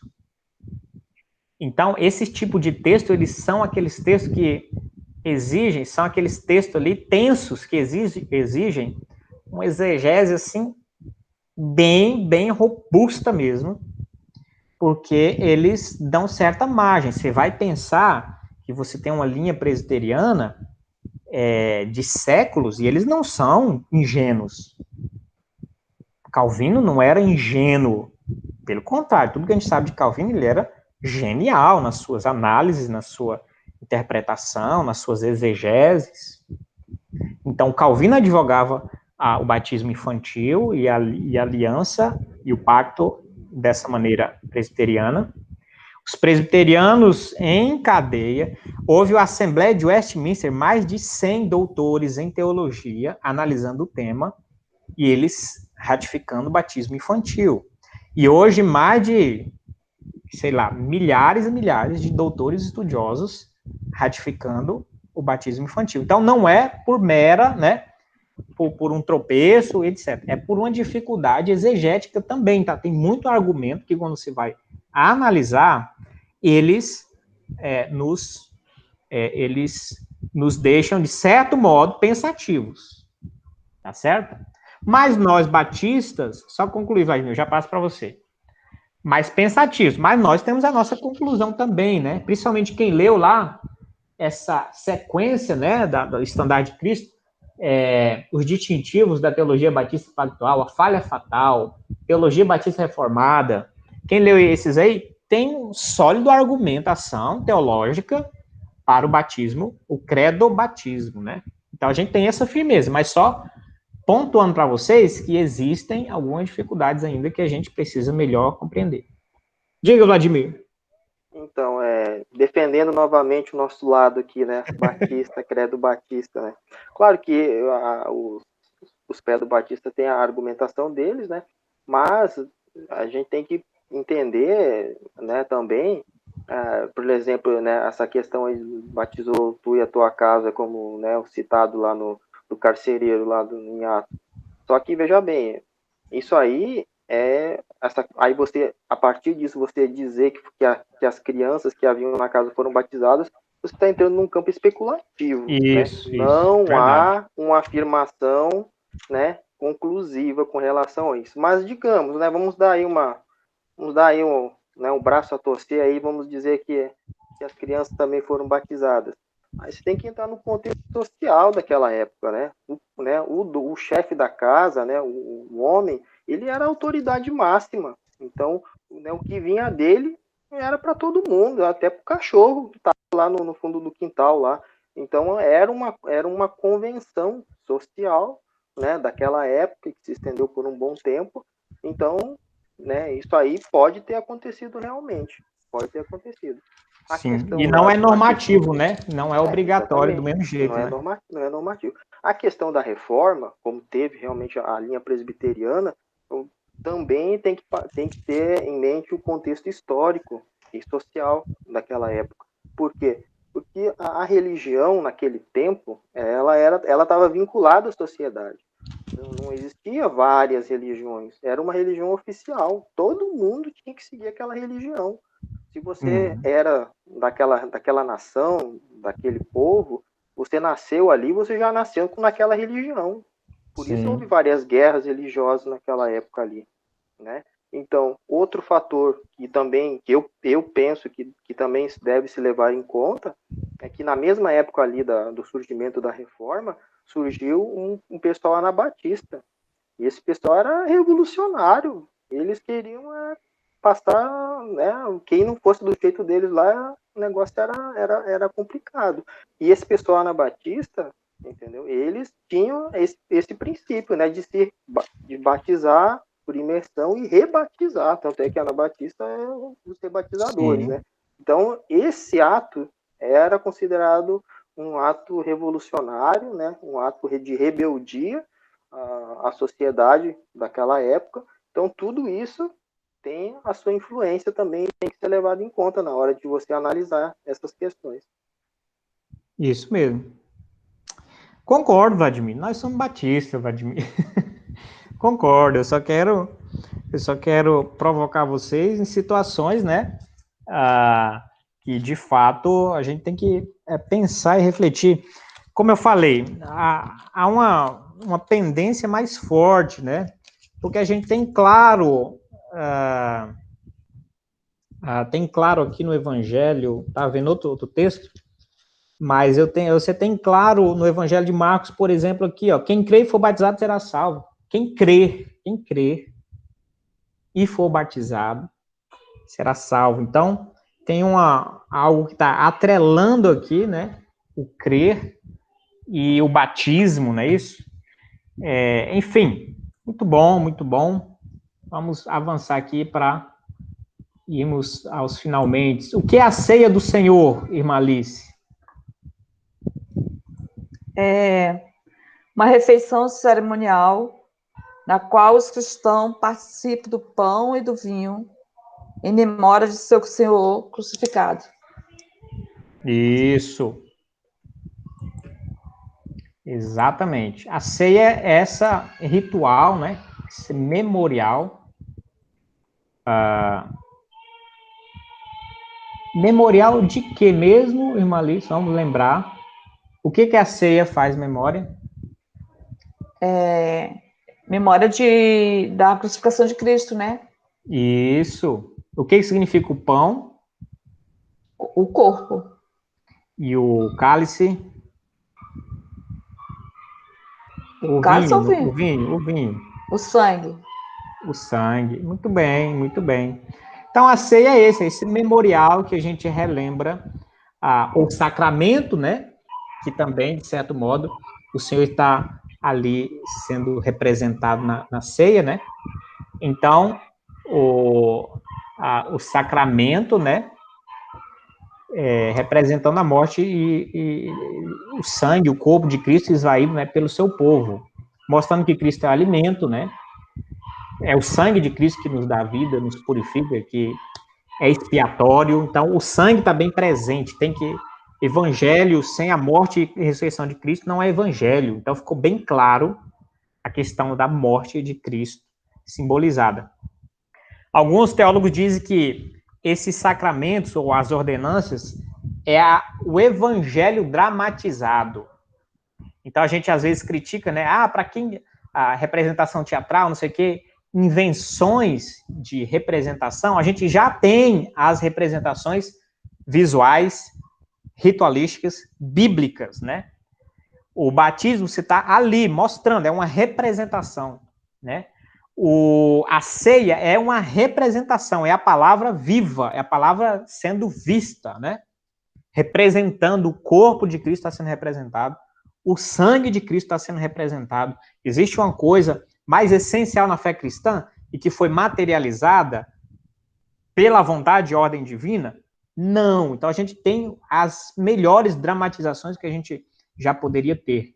E a gente tem que tomar o cuidado que a gente também não adora essas coisas. Essas coisas são elementos com sua composição própria, apenas memoriais. Os elementos não são alvo de atenção nenhuma, né? Contrário da Igreja Católica, que a Eucaristia é o corpo de Cristo e a Eucaristia é adorada. É adorada, entendeu?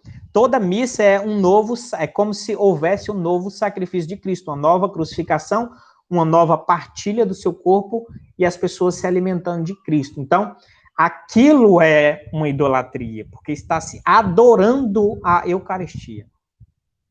Tá certo? Então, essa postura, tomar cuidado. Então, a ceia do Senhor é justamente isso, é esse memorial maravilhoso, importantíssimo.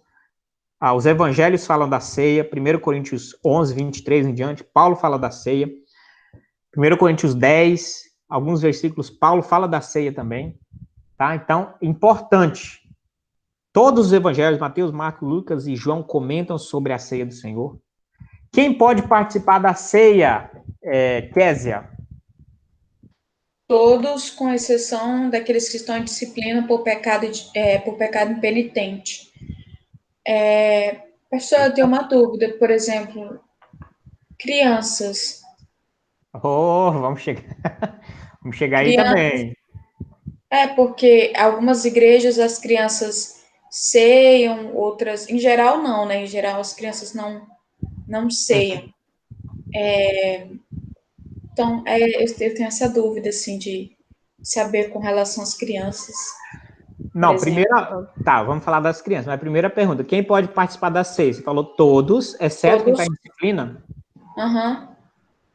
E quem não é crente? Pecado impenitente. E não está em disciplina. E quem não é crente e também não vai estar em disciplina, né? Pode, então? Se você não é cristão, ai, não sei, pessoal. Ué, o crente vai poder e o cristão não pode? O que é isso? Não, que tá em disciplina? Eu acredito assim. Eu sei que pode parecer um tanto radical, mas aqueles que não têm a fé salvífica em Cristo, que é, por exemplo, só um visitante, eu não sei se é muito Eu não sei, eu acho que eu não tenho uma visão tão boa assim, se uma pessoa que não tem, que não faz parte do corpo de Cristo, como ela está participando de uma coisa que ela não faz parte, sabe?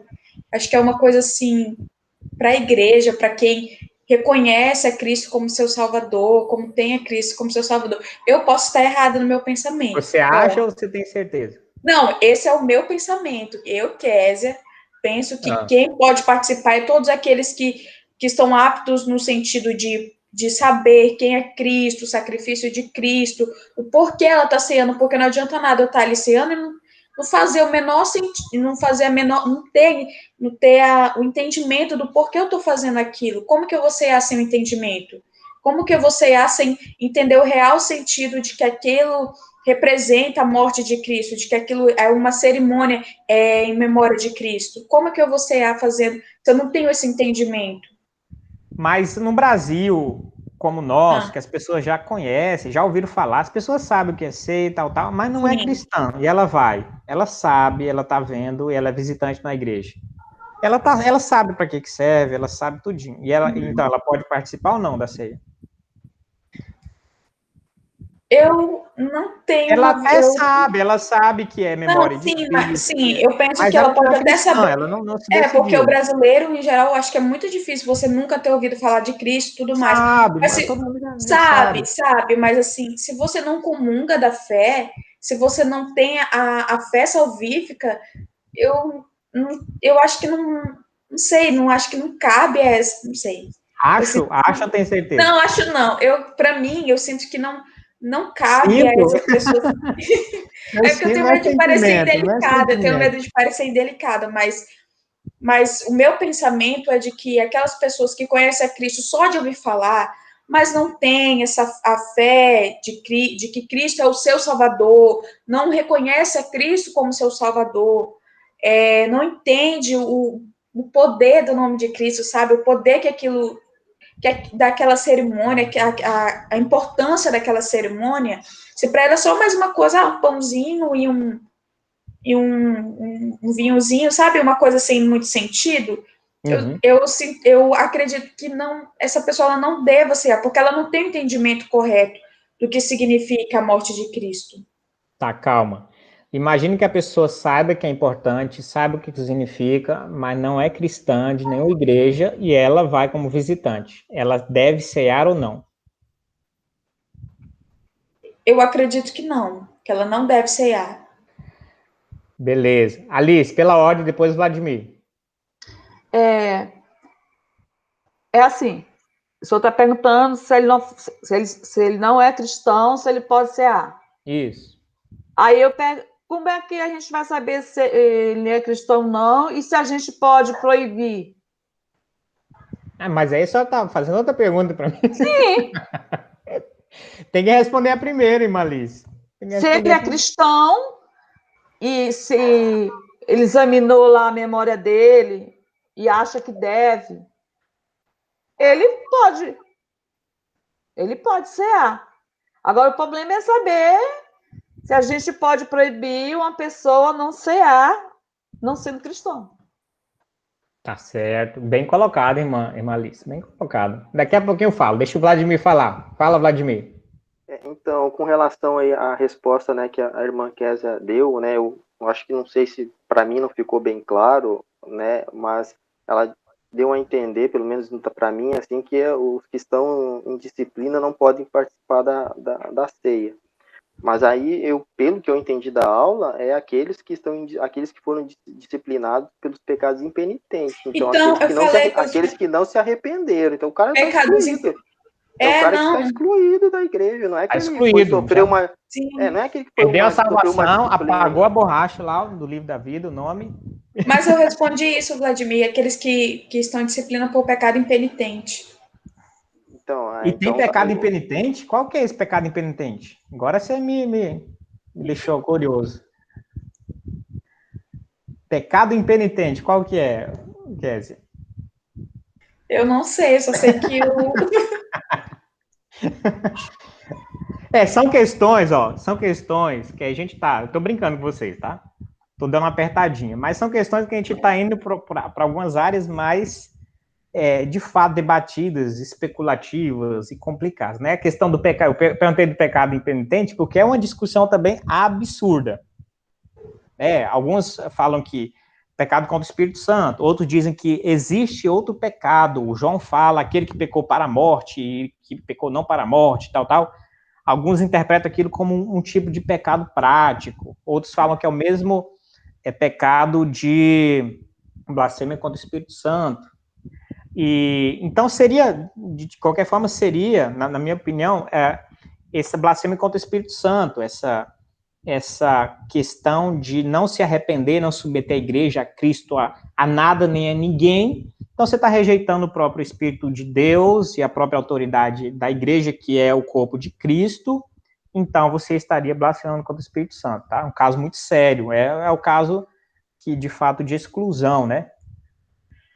Na verdade, é o único caso de exclusão, quando não há arrependimento, quando há essa insistência recalcitrante no pecado, né?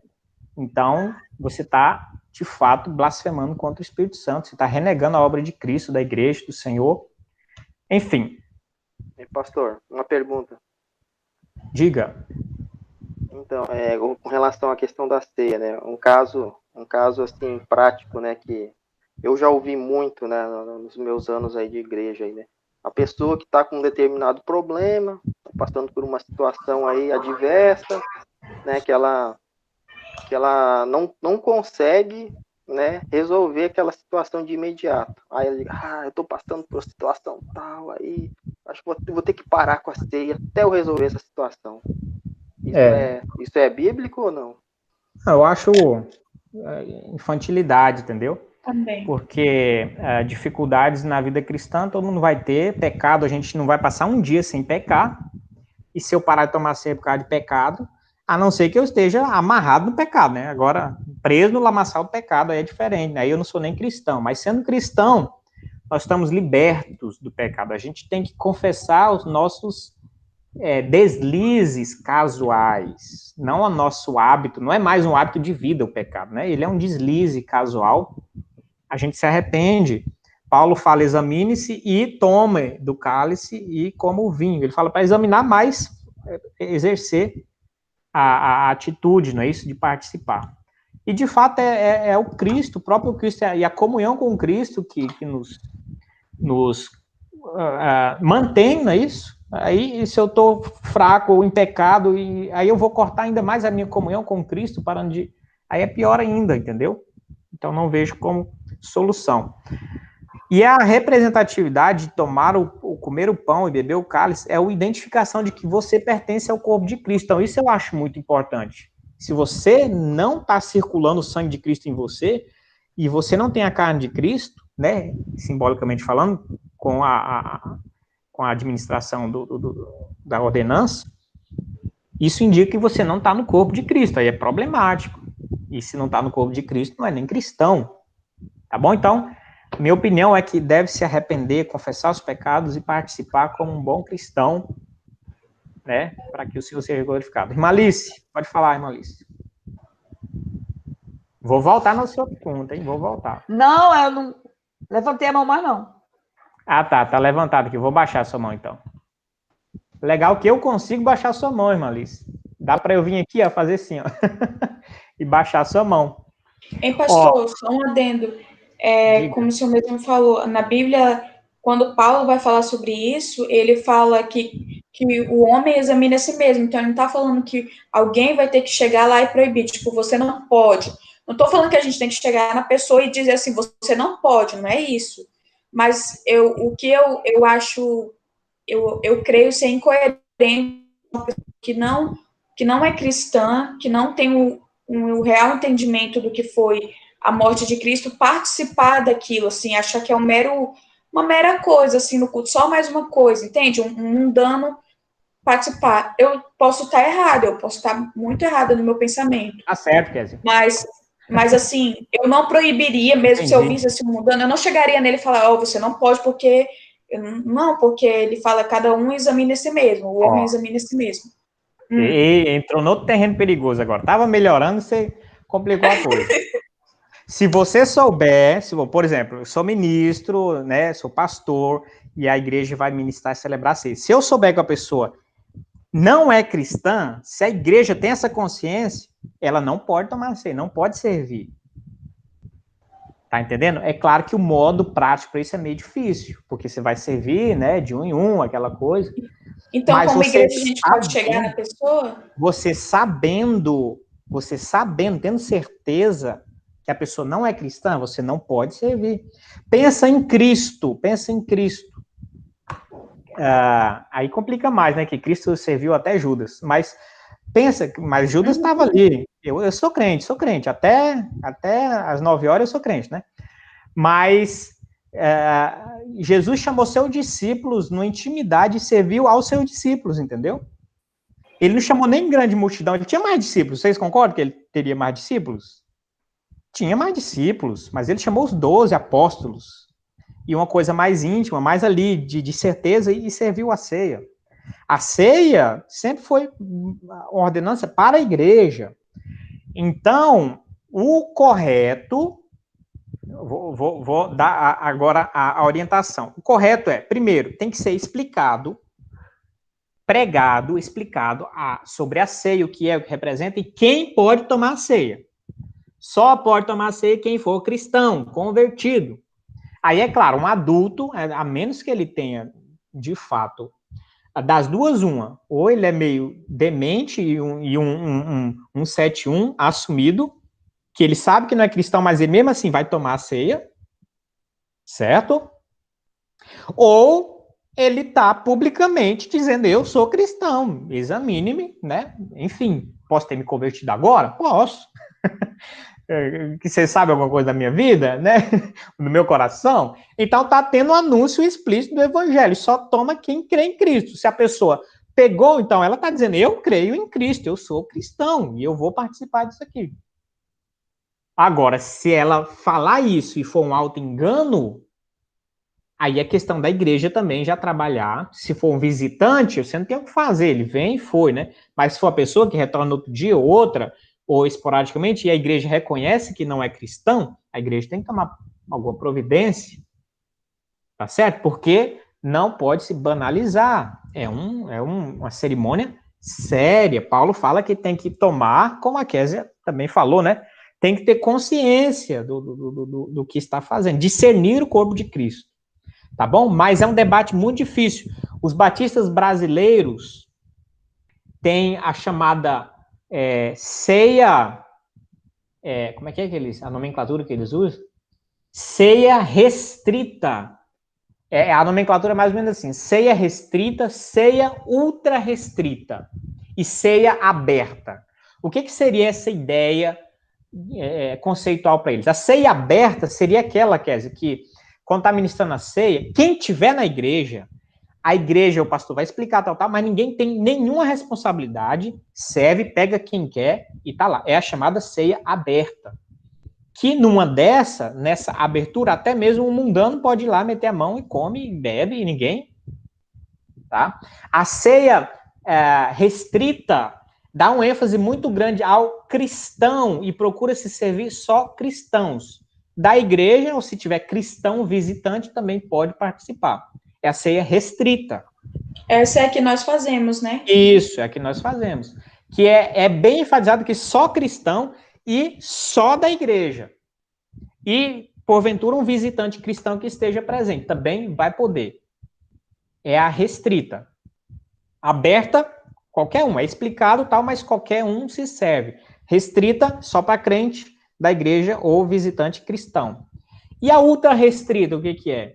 Só cristão e só da igreja. Porque tem essa questão. Se vier o visitante, eu não sei quem é.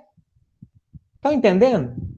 Então, eles têm uma parte que é a ceia ultra restrita, que aí resolve muitos problemas. Por exemplo, na nossa igreja, a gente sabe quem que são os membros.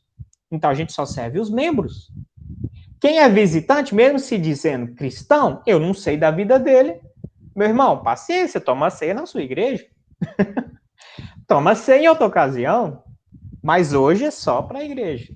Então, procurando-se, parece mais radical, mas foi uma ideia de procurar, melhorar essa questão de direcionamento para a ceia ao povo de Deus. Tá certo? Mas eu acho que o meio termo já resolve. A ceia é restrita, você falando que é para cristão, os da igreja, os visitantes, e jogando a responsabilidade também, depois de bem explicado, na pessoa, até porque tem uma carga de análise pessoal, como a Kézia comentou, que o apóstolo fala, examine-se o homem a si mesmo, né? Apesar daquele homem ser um homem cristão dentro da igreja, né? Porque ele está mandando a carta para Coríntios. E tá dentro da igreja, mas dentro daquela igreja tinha gente que não era cristão. Então ele tá falando para tentar purificar, mas o contexto é lá dentro da igreja, né?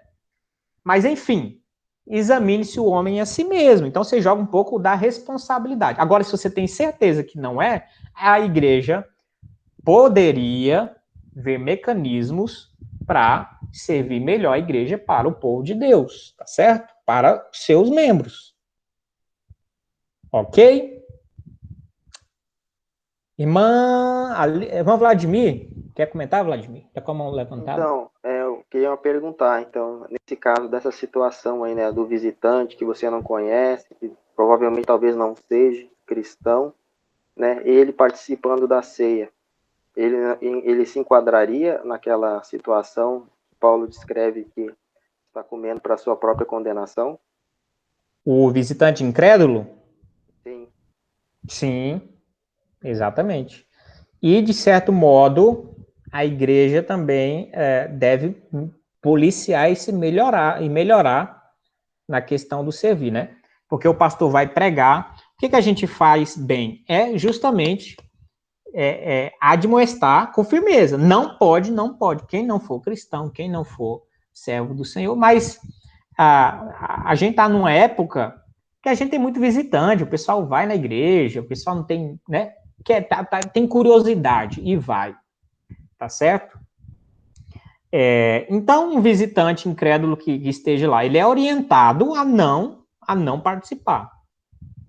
Aí, como eu falei, se ele mesmo assim vai participar, então, como eu falei, das duas, ou ele tem um problema mental, ou ele está assumindo publicamente que ele está reconhecendo o senhorio de Cristo na sua vida. Ele está discernindo o corpo de Cristo. E a responsabilidade é dele, entendeu? E da igreja agora disciplinar. Bem, então você tomou assim, então você está se dizendo cristão. Você é de que igreja, meu amigo? Não tem filiação nenhuma. Não, bem, tá errado. Você é daqui? Se você é daqui, então você tinha que ter comunicado, tem que falar com o pastor, tem que passar por um discipulado, tem que estudar, a gente tem que conhecer você. Seja bem-vindo, é claro, né? Mas não é assim, né? Tomei a ceia e tal. E aí, você é cristão? Sou. Da onde? Não sei. Então, tem que ter uma igreja, tem que ter uma referência aí, né? Eu sou daqui, agora eu sou daqui. mas calma lá, você é daqui, mas você sabe se aqui quer você? Você sabe se o povo aqui te quer? Não é assim, não é bagunçado. Vou entrando, não é bagunçado aqui.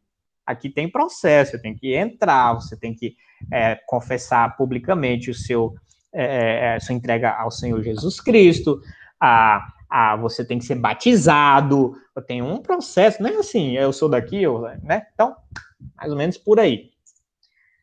Diga, Kézia. Kézia está um poço de questionamentos e dúvidas. É uma pergunta mesmo. Por exemplo, alguns dizem que só pode tomar a ceia quem é batizado, mas eu quero colocar assim um exemplo. Por exemplo, uma pessoa chegou na igreja, ela viu o sacrifício de Cristo, viu que Jesus entendeu ali, só que aí ainda não houve o batismo. Essa pessoa, ela entendeu, ela teve um entendimento de quem é Cristo. Essa pessoa, ela está apta também a cear. Ela não batizou ainda porque, sei lá, não chegou ainda uma ocasião, mas ela acredita e tal, comunga da mesma fé que a igreja, tem ali, tá crescendo o entendimento de Cristo. Como que fica a situação dessa pessoa, desse novo convertido, como nós dizemos? Eu acho assim, uma pessoa nessa situação, a gente entra nas questões mais ordinárias, gerais, né, os procedimentos mais gerais, né? Não é a última ceia da vida, né? Outras ceias virão. Então, o mais adequado, mesmo ela tendo se convertido, o mais adequado ela passar pelos trâmites normais, o batismo, a igreja conhecê-la, ter um acompanhamento, ter, de fato, um acompanhamento pastoral, ter, de fato, assim, a clareza na sua fé, e no momento adequado ela, então, passa a cear, tá bom? Eu não vejo também esse desespero que precisa já, me converti agora, já vou cear, tal. Espiritualmente falando, vamos dizer assim, que a igreja não conseguiu evitar. Espiritualmente falando, eu também não vejo que, se for sincero, uma conversão sincera, genuína, uma entrega ao Senhor, aquela pessoa vai, se foi sincera, né, se for uma salvação genuína, ela vai continuar nos caminhos do Senhor, tal. Eu acho que espiritualmente não vai ter grandes agravos. Mas a igreja tem o seu padrão de procedimento ordinário, entendeu? Então, o padrão, quando a gente pode intervir, porque a gente não vai colocar a arma na cabeça de ninguém, né? Então, se a pessoa chegar lá na igreja e eu quero isso aqui, eu vou beber isso aqui, você não vai sair na briga, né, com ela. Mas não pôde impedir, a pessoa foi lá e fez, ok. Mas pelos procedimentos padrões, não, ela vai batizar e depois vai cear, tá bom? E criança, toma ceia ou não? Lembrei da criança. Agora, isso a gente está em comum acordo com os presbiterianos. Os presbiterianos, eles também não... Na verdade, é uma inovação, é uma modernidade isso, né?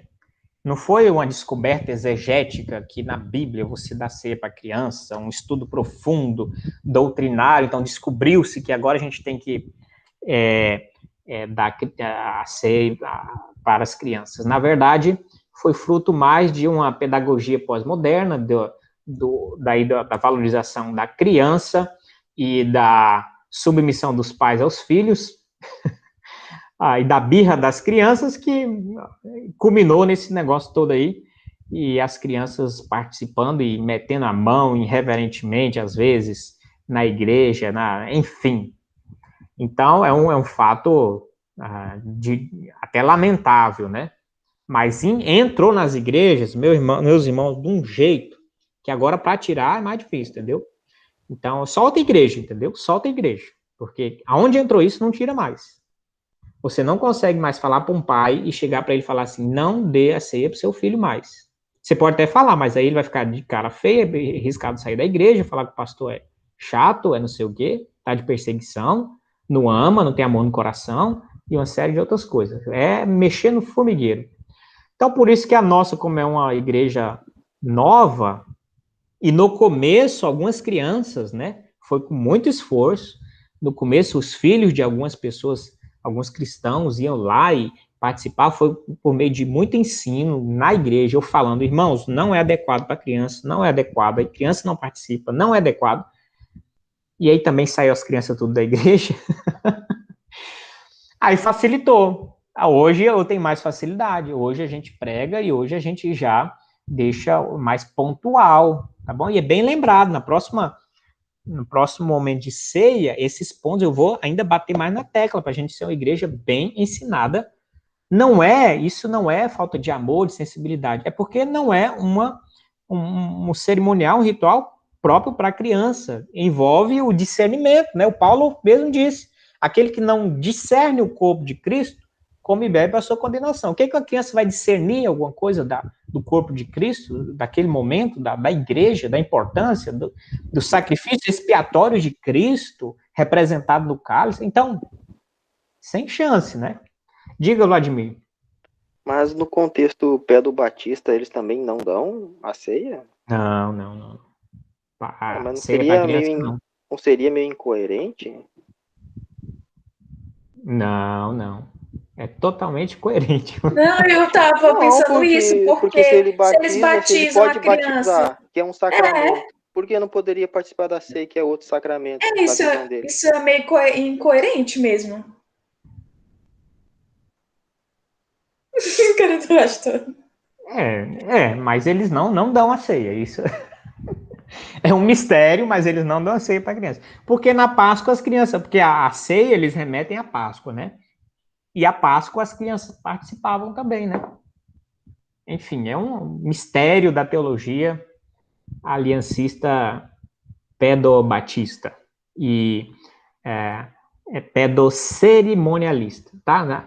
Pedobatista é batismo infantil e pedocerimonialista é a entrega da ceia para crianças, tá bom? Nós somos credobatista e credocerimonialista. Nossa, tá bom? Porque tudo envolve a fé e a mente e a fase adulta da pessoa. Certo, mas a gente não ministra a ceia para crianças, apesar de, aí no contexto batista mais geral, já ter sido introduzido nas igrejas independentes, menores, de movimento, pentecostais, neopentecostais, aí nem se fala, né? Aí vai ao gosto do obreiro, né? Cada obreiro que tem seu pensamento e dirige a sua igreja, né? Como lhe apraz. Aí fica mais difícil. Tá certo, meus irmãos? Bem, aula bem produtiva, finalizando aí, culto e adoração. Deus continue abençoando, meus irmãos. Mais dúvidas, vocês vão ter que ler mais alguns manuais de teologia. Praticamente todo manual de teologia vai falar um bocado sobre isso, batismo, ceia. Lambuzem-se à vontade no mundo, no pirulito da sapiência, no sorvete da sapiência. E Malice, lá o Erickson, Millard Erickson, teologia maravilhosa, tem também disso aí, batismo, ceia. Quando a senhora chegar lá, a senhora vai ver tudo de novo, vai ser muito bom. O Vladimir deve estar também, já deve estar lido, tá bom? Então, eu recomendo a Kézia, também recomendo, leiam pelo menos uma teologia, tá? Fora os livros do curso, pegue uma teologia e leia ela inteira, será muito bom para o seu crescimento. Deus abençoe, meus irmãos, até mais, ótimo final de semana, grande abraço. Amém. Deus abençoe, tchau, tchau. Valeu.